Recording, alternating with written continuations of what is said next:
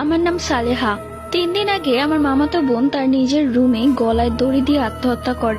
সে একটা ছেলেকে ভালোবাসতো, প্রচন্ড ভালোবাসতো, কিন্তু ছেলেটা ওর সাথে চিট করে এবং অন্য একটি মেয়ের সাথে সম্পর্কে জড়িয়ে যায়। ও সেটা জানতে পেরে কি করবে বুঝতে পারছিল না। ওর মনে হচ্ছিল ওর মাথায় আকাশ ভেঙে পড়েছে।